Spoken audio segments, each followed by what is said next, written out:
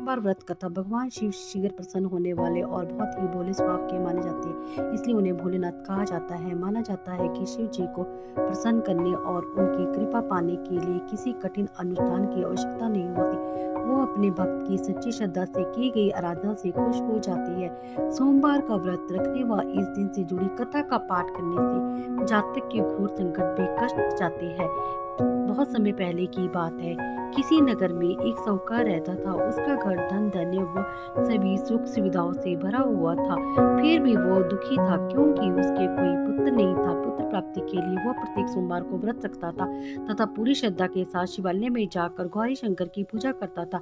उसकी अटूट भक्ति से माँ पार्वती प्रसन्न हो गई और एक दिन अच्छा अवसर देखकर उन्होंने शंकर जी से विनती की, हे स्वामी, ये नगर सेठ आपका परम भक्त है, नियमित रूप से आपका व्रत रखता है, फिर भी पुत्र के भाव से पीड़ित है। कृपया इसकी कामना पूरी करें। दयालु पार्वती की ऐसी इच्छा को सुनकर भगवान शंकर ने कहा, पार्वती, ये संसार कर्म भूमि है, इसमें जो जैसा करता है वो वैसा भरता है।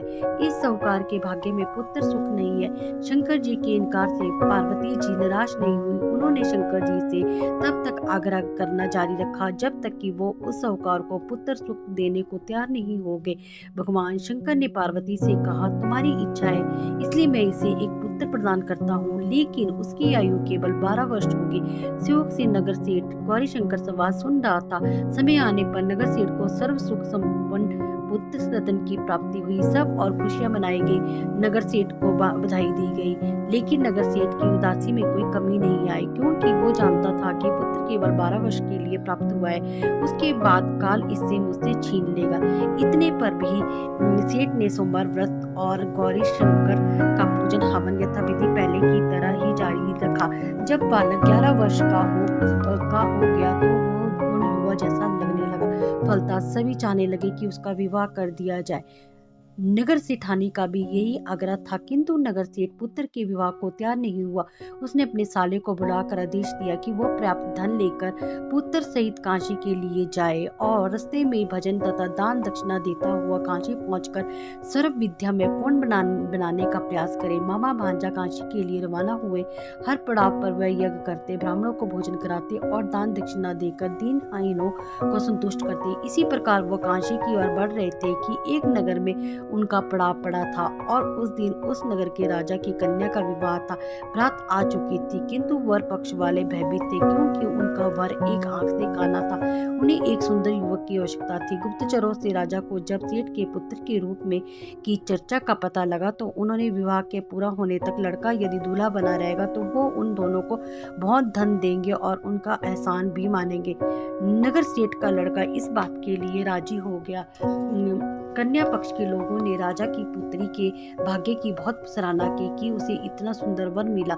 जब सेठ का पुत्र विदा होने लगा तो उसने राजा की पुत्री की चुनरी पर लिख दिया कि तुम्हारा विवाह मेरे साथ हुआ है। मैं राजा का लड़का न होकर सेठ का पुत्र हूँ और विद्या अध्ययन के लिए काशी जा रहा हूँ। राजा का लड़का तो काना है। राजा की लड़की ने अपनी चुनरी पर लिखा देखा तो उसे पढ़ा और विदा के समय काने लड़के के साथ जाने से इनकार कर दिया। फलता राजा की बारात खाली हाथ लौट गई।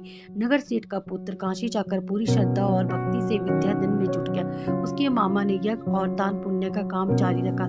जिस दिन लड़का पूरे 12 वर्ष का हो गया उस दिन भी वो और दिनों की तरह यज्ञादि हो रहे थे। तभी उसकी तबीयत खराब हुई। वो भवन के अंदर ही कमरे में आकर लेट गया। थोड़ी देर में मामा पूजन करने को उसे लेने आया तो उसे मरा देखा तो उसे अत्यंत दुख हुआ और वो बेहोश हो गया। जब उसे होश आया तो उसने सोचा कि यदि मैं रोया चिल्लाया तो पूजन में विघ्न पड़ेगा, ब्राह्मण लोग भोजन त्याग कर चले जाएंगे। अतः उसने धैर्य धारण कर समस्त कार्य निपटाया और उसके बाद जो उसने रोना शुरू किया तो उसे सुनकर सभी को दुख हुआ।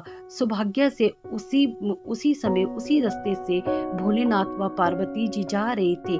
माता पार्वती ने शिव जी से आग्रह किया कि हे स्वामी, ये करुणा स्वर किस ओर से आ रहा है, मुझसे ये सहन नहीं हो रहा है, कृपया आप इस व्यक्ति के कष्टों का निवारण करें। माता पार्वती की विनती सुनकर जब भगवान शिव मृत बालक के पास पहुंचे तो देखा कि ये तो उसी साहूकार का पुत्र है जिसका जन्म मेरे वरदान स्वरूप हुआ था और अब इसका जीवन पूरा हो चुका है। माता पार्वती पार्वती दुखी होकर कहने लगी, हे प्रभु, इस बालक को मृत देखकर इसके माता पिता वियोग में अपने प्राण देंगे, इसलिए कृपया आप मेरी विनती सुने और इस बालक को जीवन दान दे। शिव भगवान को पार्वती जी की प्रार्थना स्वीकार करनी पड़ी। नगर सेठ का इकलौता पुत्र पुनर्जीवित हो गया। शिक्षा समाप्त हो चुकी थी। मामा भांजे दोनों वापस अपने नगर के लिए रवाना हुए। रास्ते में पहले की तरह दान दक्षिणा देते हुए उसी नगर में पहुंचे जहां राजा की कन्या के साथ लड़के का विवाह हुआ था। तो ससुर ने लड़के को पहचान लिया, अत्यंत आदर सत्कार के साथ उसे महल में ले गया। इसके बाद राजा ने अपनी पुत्री को बालक के साथ विदा कर दिया।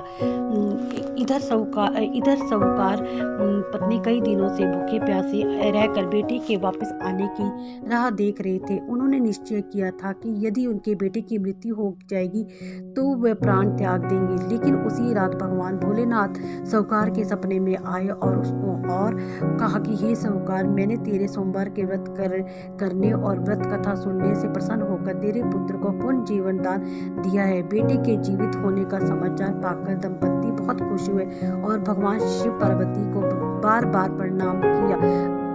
भगवान आप सभी की मनोकामनाएं पूर्ण करे। हर हर महादेव। ओम नमः शिवाय।